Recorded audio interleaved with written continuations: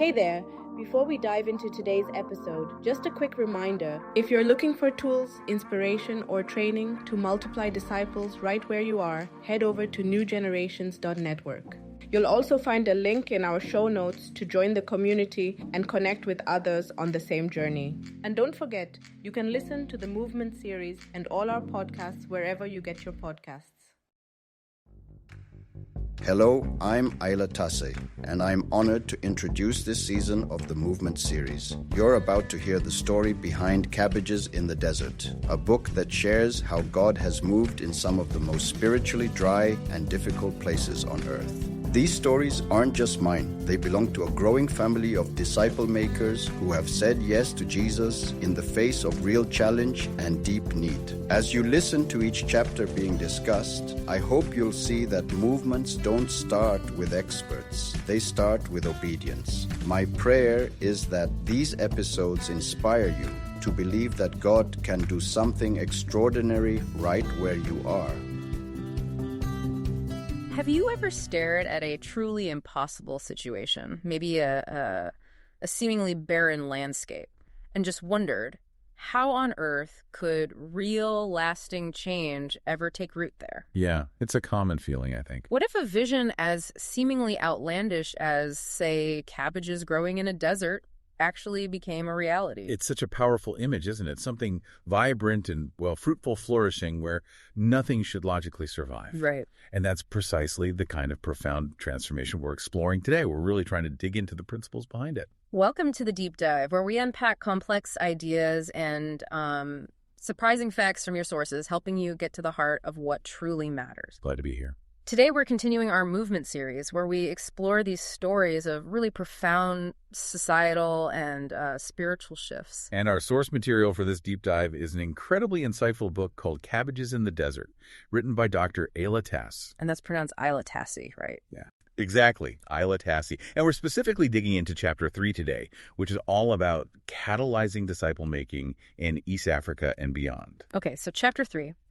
This chapter, it reveals this really astonishing journey, doesn't it? How these large-scale, self-sustaining movements began among incredibly diverse and often resistant communities. Yeah, and it all started from one man's transformative experience and, crucially, a huge shift in his whole approach, his fundamental thinking. So our mission today is really to extract the key insights from Dr. Aila's journey in this chapter, how he navigated those early failures. Which were pretty significant. Yeah, what pivotal lessons he learned, and maybe those replicable principles that sparked this widespread multiplication, even in the most unlikely places. I think you'll find some really profound aha moments today, uncovering what truly allows a movement to take root and, flourish. Okay, let's dive into this incredible story then, focusing just on Chapter 3. The genesis, the spark for everything, came from what Dr. Aila Tass describes as this impossible vision, cabbages in the desert. Right.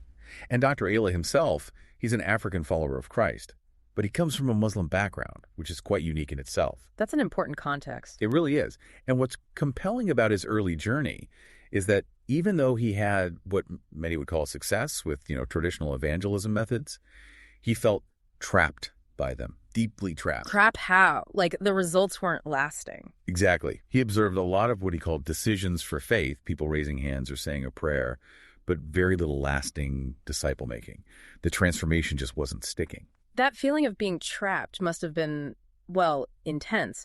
So what was it about this personal vision, this cabbages in the desert thing that was so different? How did it change his perspective? Well, it was deeply personal, almost prophetic, as you said. He literally saw this image, not just survival, but unusual, vibrant fruitfulness among what are often called least reached peoples. These are groups with very little exposure to Christian ideas. Right. None, in some cases. And this vision, it wasn't just random. It was deeply connected to Scripture for him, specifically Isaiah 43, which talks about God making a way in the wilderness, streams in the wasteland. Oh, okay. It was a vision of impossible life, basically, life where there seemed to be none. But turning that vision into reality, that didn't happen overnight. Those early attempts were met with some pretty tough frustrations, weren't they? Oh, absolutely. Soul-crushing, as the source puts it. He was trying things, but the desert just stayed barren. Like the tract diplomacy anecdote? Yeah, that's a prime example. He talks about trying to evangelize by sort of sneakily dropping religious pamphlets, tracts in shops in this town, Marsabit, hoping someone would pick one up. You can almost picture the awkwardness, can't you? Him going up to a shopkeeper and just, handing over a tract saying, here, this is about Jesus. And the reaction wasn't great. The shopkeeper got really upset. It just shows the limits of that impersonal kind of unstrategic outreach. Definitely. Just dropping info isn't building relationships or understanding, especially across cultures. Not at all. And then there was that Lontolio food distribution back in 1991. Right. They were trying to preach while giving out food aid. Seemed like a captive audience, maybe? You'd think so. But the local Rendille people, they had basically zero prior exposure to Christian concepts. So even with translation, they just couldn't make sense of the message. It was like speaking a completely foreign language, conceptually. Exactly.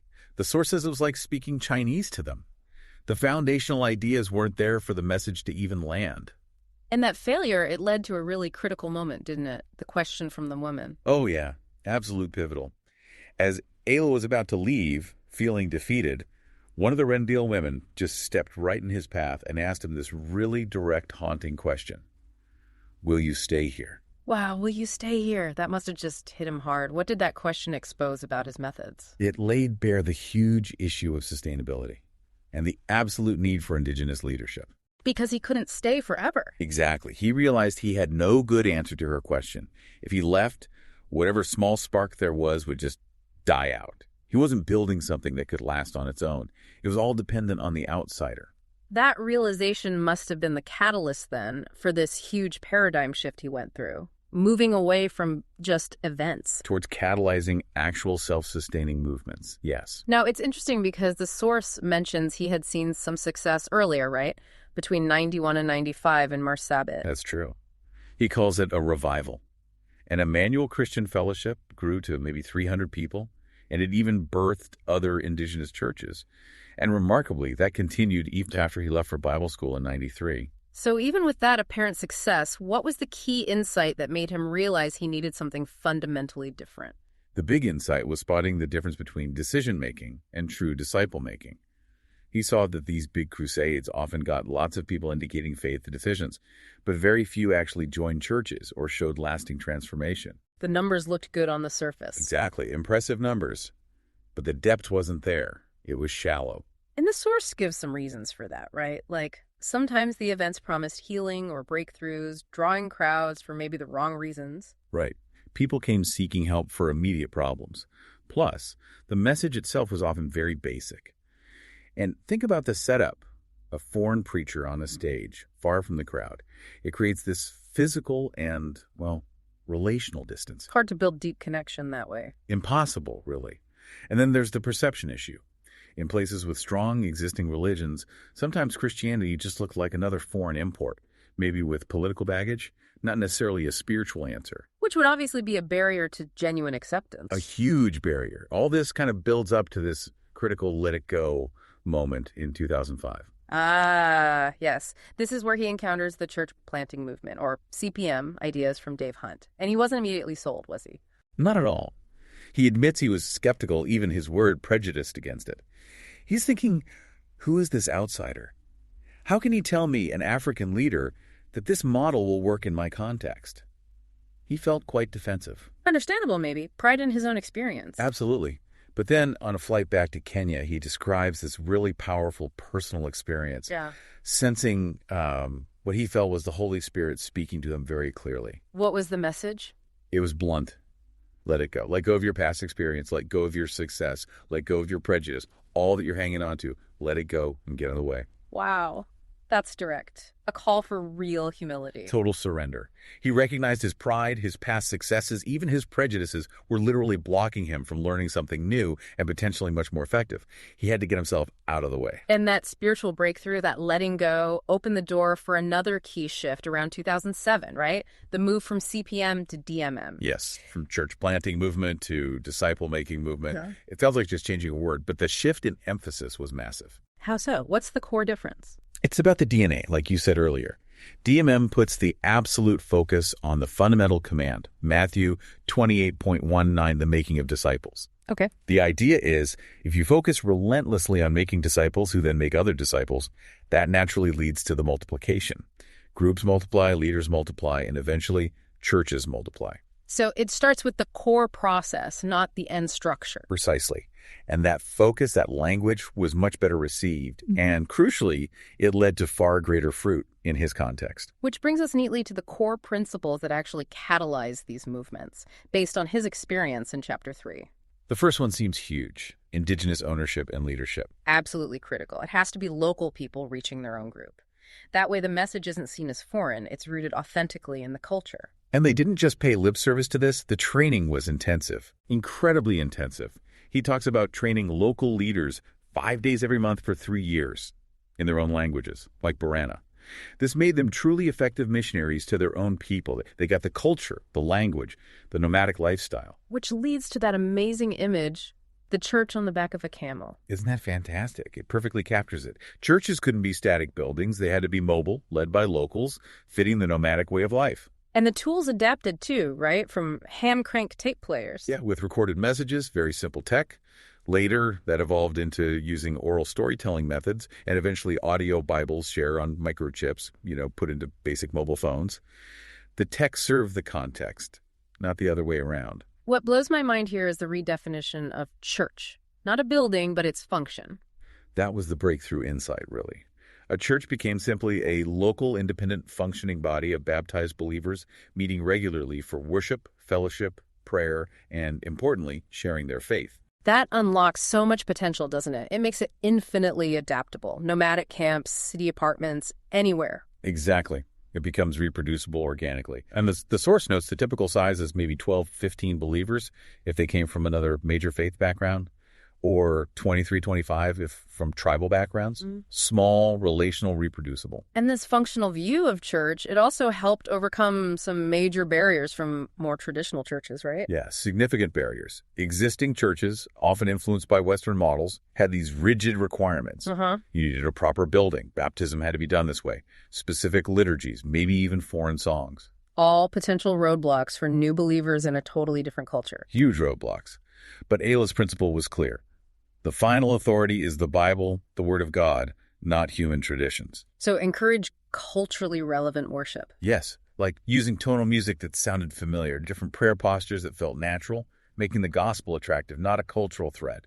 It wasn't about forcing people into a foreign mold. And another piece of this was empowering ordinary people, not just relying on clergy. Crucial. This ensured the movement could spread widely. It wasn't dependent on a few highly trained experts. Everyone was equipped and expected to make disciples, your average believer. Okay, so we have these powerful principles. How did they translate into actual growth and sustainability? This is where the numbers get kind of crazy. They really do. Yep. Back in 2003, Dr. Aila was challenged with this, frankly, crazy idea. Plant 10,000 churches by 2010 across the Horn of Africa. 10,000 churches in 7 years. From basically nothing. Yeah, he thought it was impossible. No resources, no big networks. But incredibly, by 2009, a year early, God had brought about the planting of 9,000 churches in East Africa. 9,000. And many of those were already fourth or fifth generation churches. Churches planted by churches, planted by churches. Wow. As Aila himself says, none of us could take the credit for these amazing results. It pointed beyond human effort. So what fueled that kind of multiplication? Was it just the principles or was there more? A key engine was relational mentoring and coaching. Aila didn't just teach, he asked questions. How's it going with this? What are you seeing? What are you learning? He listened. He helped people apply things in their context. Sounds like a very different leadership style, more facilitative. Very. And he noted that often the hardest part, for himself included, was unlearning the old traditional ways of doing things. That was a major hurdle. I can imagine. And this collaborative spirit led to LifeNet in 2010. Exactly. A network for these national ministries to work together, share that core DMM DNA, but each owning their specific mission. Not centrally controlled, but collaborating. And they even adapted during COVID. Yeah, shifted to online meetings and coaching. Yeah, showed real resilience and adaptability. And one more really counterintuitive strategy, the finances. They coached leaders not to rely on outside funding. That's right. The philosophy was to trust God for provision from within the movement itself. This fostered amazing self-support and rapid multiplication because they weren't waiting for foreign money. And it stopped other organizations from just hiring away their best-trained leaders with higher salaries. Precisely. It kept the movement genuinely indigenous and self-sustaining, right down to the finances. Which all leads to this final expanded vision from everywhere to everywhere. Yeah, the idea that missions isn't just west to east or north to south anymore. It's rural to urban, neighbor to neighbor. All believers are called to go and make disciples right where they are. It redefines missionary not as a job title, but as a call on every believer. Absolutely. Anyone responding to God's call in their own sphere. And the story continues, doesn't it? Dr. Aila says the cabbages in the desert continue growing and multiplying. To the glory of God, yeah. It's an ongoing movement. So let's recap the core takeaways from this deep dive into Chapter 3. We've seen the just incredible power of a clear, maybe even seemingly impossible vision. Definitely.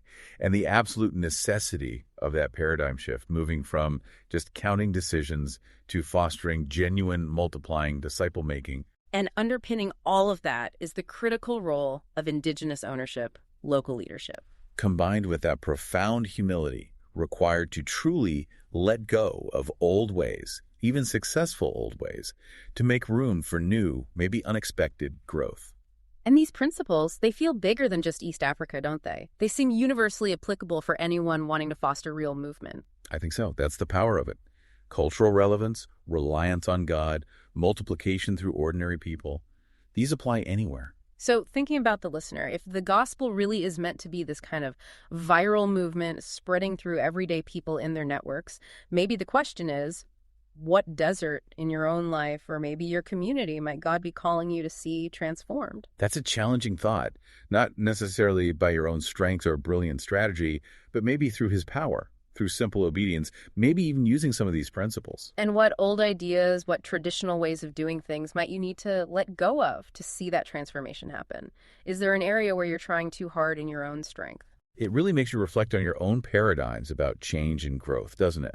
And how each of us might contribute to movements, big or small, right where we are. Something definitely to mull over. Join us next time for another deep dive in the Movement series.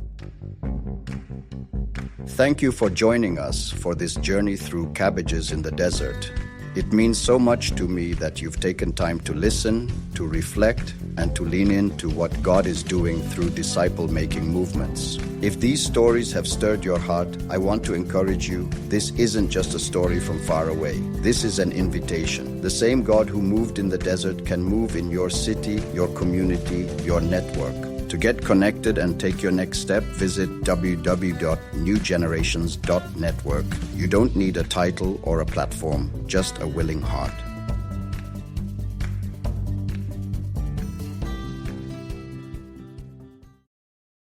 Thanks for listening to the Movement series. To find more episodes and explore tools that help you multiply disciples, visit newgenerations.network. And be sure to check the show notes or our bio for a link to join the community. We'd love to connect with you. Finally, subscribe and follow wherever you get your podcasts so you never miss an episode. See you next time.